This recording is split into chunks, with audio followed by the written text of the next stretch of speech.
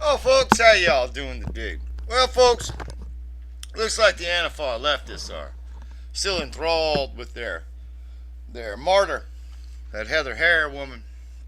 But I'm gonna tell you again: you play with cars in the street, you get your bones broke. That's how it rolls. What else is there to know? Is there any other thing to understand about this? If you don't want problems, don't go where problems are at and willfully try to initiate actions that'll bring you problems. Don't do it. I think this was the thing we used to long time ago, before the rise of the PC. We used to call this personal responsibility. Like, if you brought yourself to a place that was on fire and took yourself into it and got burnt, that was on you. Right. I'm just gonna say. So there's, of course, what I believe to be the correct response to all this weeping over this woman. And two, this is the other thing that I've noticed, just noticing what the left's been up to. I always like to keep track of my enemies. It's my thing, you know. They are hell-bent on proving that Donald Trump and all Trump supporters are exactly equal to the alt-right, who are exactly equal to Adolf Hitler. Okay? Now, this is their game. So, alt-lighters, GOPers, Tea Partiers, 3%ers, all the rest of you Proud Boys, you may as well come on down here and put on an SS armband, because they're going to group us all together. This is their propaganda thing. They're sort of, it gives them purity. It gives them clarity of mind. If they can convince themselves, and they're working themselves into a good self-righteous Calvinist style rage right now, to the idea that we're all evil, and again, they're working themselves into a real good self-righteous Calvinist rage right now. Yeah, because American Antifa has, that's right, crazy-ass Calvinists too, you know? Well, the descendants of crazy-ass Calvinists. And then I guess you got other ones. My people were handlers of snakes, you know, right? Yeah. So, anyhow, once they get themselves wound up to a certain pitch, once they realize exactly what allies they have, what allies they don't, where they have strengths and where they don't, they're going to start sustained operations against anybody, right of center, who dares to speak, have an organizational rally, or anything in public that they know about and can bust. They're going to do it to you. And I mean this to everybody like this. It's going to be from all the way from your rural GOP candidates, your Senate GOP candidates, okay, you understand? The GOP chairmans, this kinds, Tea Party type people, even blue dog type Democrats, working class Democrats that supported Trump.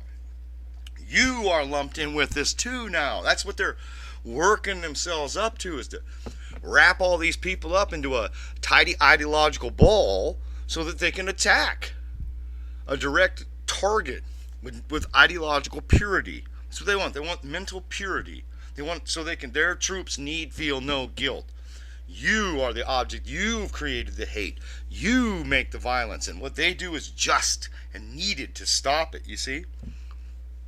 And that's their media narrative, and that is what they're pushing, to the point where they have themselves convinced that when people like, okay, I'll pick someone I totally do not agree with, but is definitely right of center, Ben Shapiro. Okay, there's a great example. Now, Ben has a good way with words. Okay, he's a crafty little bastard with words. I'll give him that. All right. When he speaks, they hear violence. So they've got themselves convinced that if they commit violence against him and he complained about it, that he would be twisting free speech to protect his own hatred from their just condemnation, you see.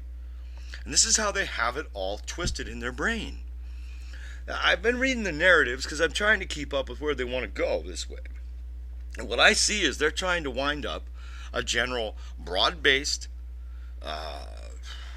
offensive against everyone that voted for Trump, to the point where they're starting to call the United States government itself fascist.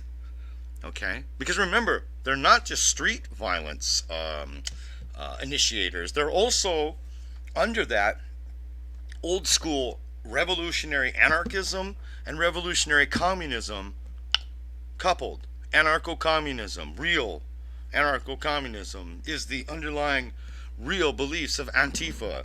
Though they pretend it's otherwise, they're lying. Okay, it's that simple. All right?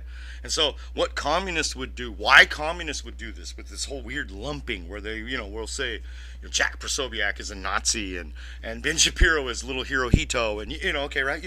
Right? So that they can justify scapegoating them, so they can justify violence against them. Okay?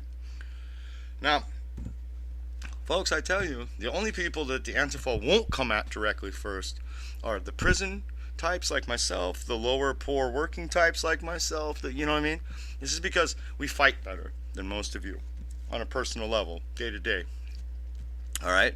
And also, they won't come after the so-called the gangs and the rest. Not easily, not unless they, like, people like say, and this is what they consider these things. I don't consider the National Socialist Movement a gang, but the leftists do, They're not going to come down there and try to bum rush, their party headquarters or something. Not going to happen.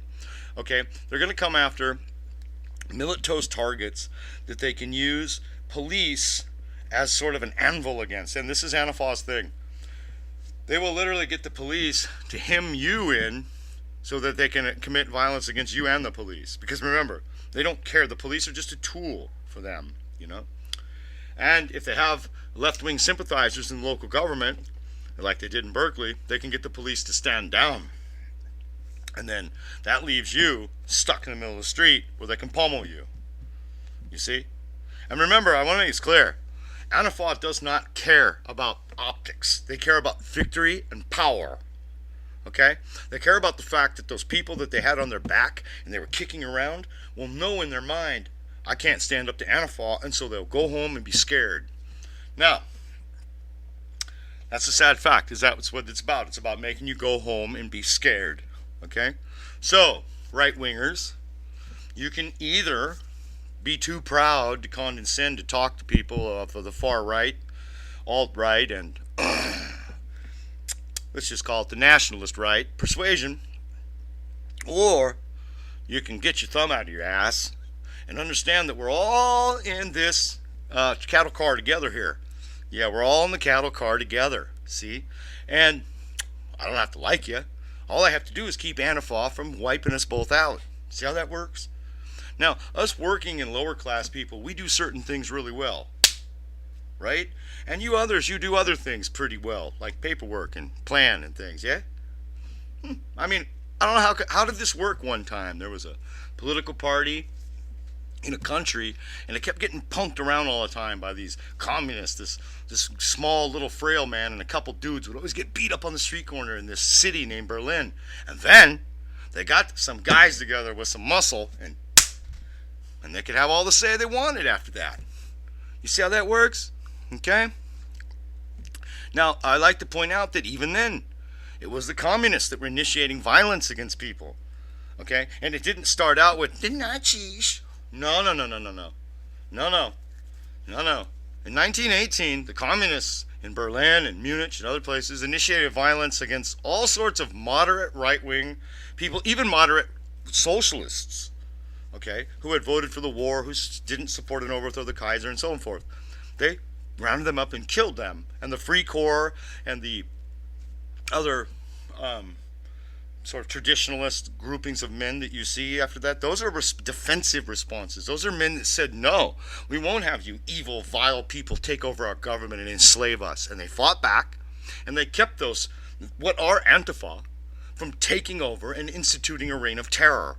Now, Antifa, if they could, would love to institute a reign of terror. So, make the analogy.